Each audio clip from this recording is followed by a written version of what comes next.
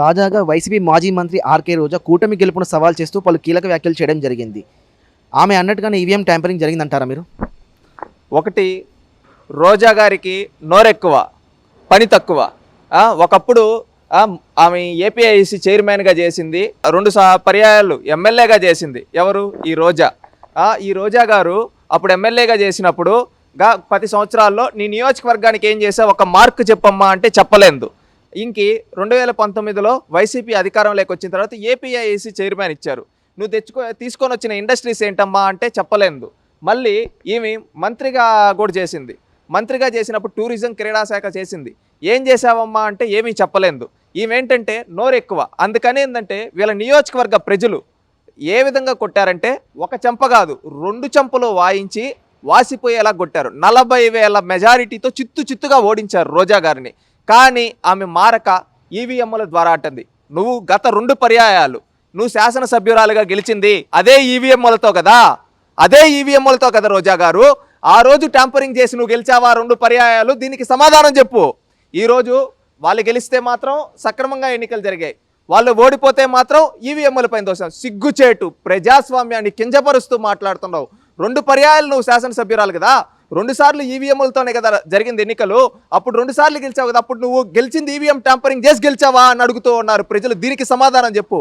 మీకు 151 స్థానాలు వచ్చింది అదే ఈవీఎంలతో కదా, దానికి సమాధానం చెప్పు. దేవుడికి సమాధానం చెప్పలేదు. ఇప్పుడు ఓడిపోయారు కాబట్టి ప్రజలు 2 చెంపలు వాయించి ప్రతిపక్షం కూడా లేకుండా కూర్చోబెట్టేతలకు వాళ్ళ మైండ్లు దొబ్బి ఈరోజు ఏం మాట్లాడుతున్నారంటే ఎట్లా పడితే అట్లా ఈ విధంగా ఈవీఎంల పైన వస్తున్నారు. నిజంగా సిగ్గుచేటు. అలాగే కూటమి ప్రభుత్వంపై నెల రోజుల్లోనే వ్యతిరేకత వచ్చిందని ఆమె చెప్పడాన్ని ఏ రకంగా చూడవచ్చు? ఎక్కడొచ్చిందమ్మా వ్యతిరేకత? నీకు వ్యతిరేకత వచ్చా, నీ మనసులో నీకు వచ్చిన వ్యతిరేకతని ప్రజలపైన తోయడం తప్పమ్మా. ఈరోజు ప్రజలందరూ ఏమనుకుంటున్నారు తెలుసా? ఒక రాక్షసుడు పాలన పోయి ఒక మంచి పాలన వచ్చింది, ఒక మంచి ప్రభుత్వం వచ్చింది. ఒకప్పుడులాగా వేధింపులు లేవు ఈరోజు, ఒకప్పుడులాగా కక్ష సాధింపులు లేవు ఈరోజు అంతా బాగుంది, ప్రజలందరూ బాగున్నారు. ఒకప్పుడు జగన్మోహన్ రెడ్డి ఏంటంటే మాటలు చెప్పేది, చేతలే ఉండేది. కానీ ఈరోజు చేతల ప్రభుత్వం వచ్చింది, పరిశ్రమలు తీసుకొని వస్తూ ఉంది. ఇక్కడ ఉండే యువతకి దారి చూపిస్తూ ఉన్నారు, గంజాయి నరికడతా ఉన్నారు, చీప్ లిక్కర్ నరికడతా ఉన్నారు. గత ప్రభుత్వంలో చేసుకున్న స్కాములు బయటపెట్టి ప్రజాధనాన్ని వృధా చేయకుండా ప్రజలకు మంచి చేస్తూ ఉన్నారని ఈరోజు మాట్లాడుతూ ఉన్నారు. అది తెలుసుకోవమ్మా రోజమ్మ.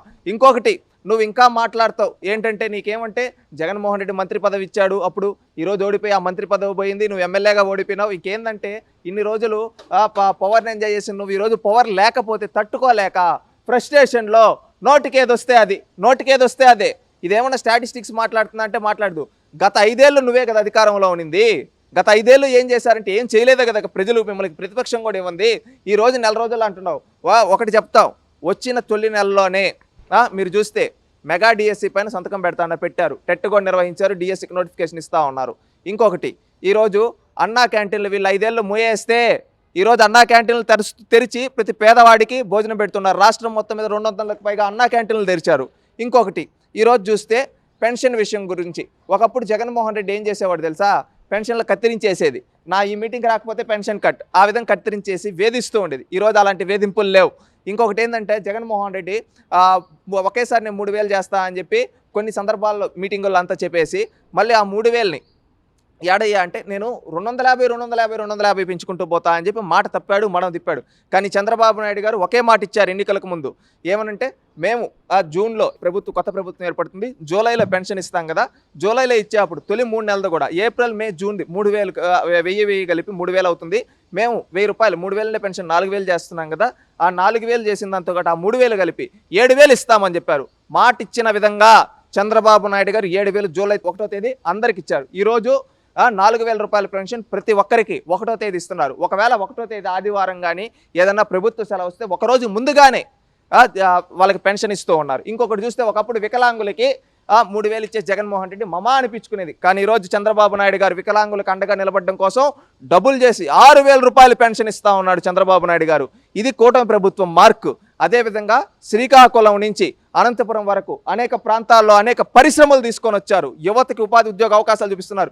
ఈరోజు టీసీఎస్ 10,000 ఉద్యోగాలతో వైజాగ్ వస్తూ ఉంది. అదేవిధంగా లూలు మాల్ కావచ్చు, ఆర్సిల్ మిట్టర్ కావచ్చు, అదేవిధంగా సెమీ కండక్టర్ ఇండస్ట్రీస్ 14,000 కోట్లు, దాదాపు 1,400 కోట్లతో దాదాపుగా ఇక్కడ కర్నూలు దగ్గరికి, అదేవిధంగా చిత్తూరు జిల్లాలో శ్రీ సిటీలో ఎక్స్టెన్షన్ కంపెనీస్ కావచ్చు, అదేవిధంగా మనం చూసుకుంటే అమరావతిలో అదేవిధంగా వైజాగ్లో అనేక పరిశ్రమలు, కొత్త పరిశ్రమలు ఐటీ శాఖ మంత్రి నారా లోకేష్ గారి నాయకత్వంలో ఈరోజు ఆంధ్రప్రదేశ్ రాష్ట్రానికి వస్తూ ఉన్నాయి. ఈ విధంగా పరిశ్రమలు వచ్చి రాష్ట్రం ముందుకెళ్తూ ఉంది.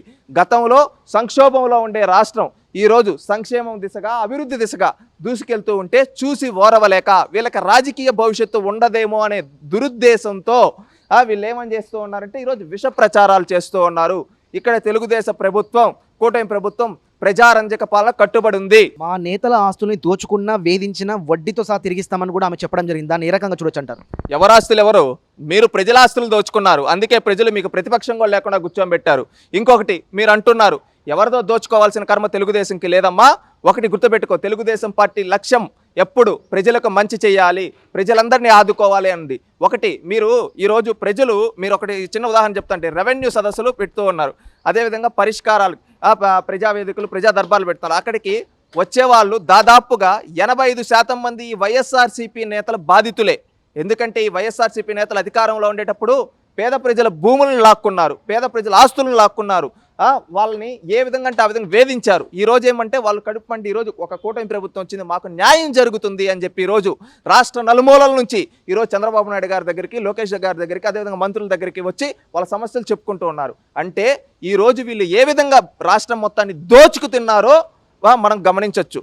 ఈమె ఇంకా సిగ్గు లేకుండా ఈ విధంగా మాట్లాడుతూ ఉంది. ఇలాంటి వ్యక్తుల్ని ఏమనాలి? ప్రజలు నిన్ను ఏ విధంగా కూర్చోబెట్టారు? 40,000 ఓట్ల మెజారిటీతో చిత్తుగా ఓడించారు. గత 2 సార్లు నువ్వు గెలిచింది పెద్ద మెజారిటీతో గెలిచావా? 2014లో 1000 ఓట్లతో అట్ట బయటపడింది. అప్పుడు కాళ్ళు చేతులు అడుక్కొని, మళ్ళీ 2019లో మా జగనన్న వస్తాడు, నాకు మంత్రి పదవి వస్తుందని చెప్పి అడుక్కొని అప్పుడు 1000 ఓట్లతో బయటపడింది. 2 సార్లు. కానీ నిన్ను ప్రజలు ఏ విధంగా కొట్టారు తెలుసా? నగిరి ప్రజలు 5 మండలాల్లో 2 మున్సిపాలిటీలో నీకు ఒక్క దగ్గర మెజారిటీ వచ్చింది, రాలేదు. చిత్తుగా ఓడగొట్టారు. ఎందుకు? ఈ దరిద్రం మాకొద్దు అని చెప్పి. కానీ నువ్వు ఇంకా మారకుండా, పద్ధతి మార్చుకోకుండా ఇంకా ఇదే విధంగా దిగజారుడు మాటలు మాట్లాడుతూ ఉంటే రేపు భవిష్యత్తులో నీకు డిపాజిట్లు కూడా రావు. అది గుర్తుపెట్టుకో. ఇక్కడైనా పద్ధతి మార్చుకో.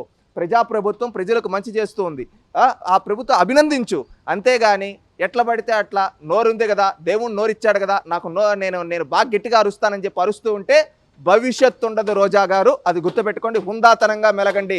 రాజకీయాల్లో ఒక హుందాతనం ఉండాలి, ఒక గౌరవం ఉండాలి. ఆ విధంగా మెలిగితే మీకు గౌరవం ఉంటుంది. రేపు సరేనా పలానా మాజీ ఎమ్మెల్యే రోజాని గౌరవిస్తారు. లేదు నేను ఇట్టే మాట్లాడతా అంటే రేపు భవిష్యత్తులో నిన్ను ఈ 40,000తో ఇప్పుడు ఓడించారు, రేపు భవిష్యత్తులో 1,00,000 కాదు 2 ఎంతమంది ఉండో ఒక్క ఓటు కూడా నీకు పడదు. అది గుర్తుపెట్టుకో. ఇకనైనా మారు, పద్ధతి మార్చుకో. ఒక హుందాతనంగా, ఒక గౌరవంగా ఉండడం నేర్చుకో. ఒక మాజీ ఎమ్మెల్యేగా గౌరవాన్ని కాపాడుకో. లేదు ఇట్లా అరుస్తా అంటే భవిష్యత్తులో నీకు మిగిలేది గుండు సున్నా. Please subscribe to Leo news for more videos.